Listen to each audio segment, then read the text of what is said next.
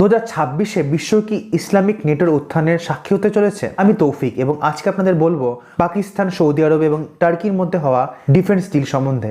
2025 সালের সেপ্টেম্বর মাসে সৌদি আরব এবং পাকিস্তান একটি strategic mutual defence agreement sign করে, যার কোর ক্লজ অনেকটা ন্যাটোর আর্টিকেল 5 এর মতো, অর্থাৎ একজনের উপর আক্রমণ সবার উপর আগ্রাসন মানা হবে। এখন টার্কিও ভাবছে এতে যুক্ত হয়ে একটা ট্রাইল্যাটারাল ডিফেন্স প্যাক্ট তৈরি করতে, কিন্তু এখনই কেন? 2025 সালে কাতারের উপর ইসরায়েলি আগ্রাসনের উপর মধ্যপ্রাচ্যের দেশগুলো আর আমেরিকার উপর ভরসা করতে পারছে না, তারা নিজেদের মধ্যে একটি ডিফেন্স এগ্রিমেন্ট তৈরি করার চেষ্টা করছে। কিন্তু এটা শুধু একটা ট্রিটি নয়, এটা মিলিটারি টেক রেভলিউশন।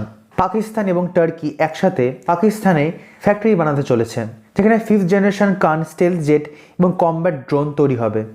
সৌদির ফান্ডিং, পাকিস্তানের ম্যান পাওয়ার এবং নিউক্লিয়ার পাওয়ার এবং টার্কির টেকনোলজি মিলে মধ্যপ্রাচ্যে একটা ইসলামিক ন্যাটোর উত্থান হতে চলেছে বলে বিশেষজ্ঞরা মনে করছে, যেটা গ্লোবাল ব্যালেন্স অফ পাওয়ারকে বদলে দিতে পারে।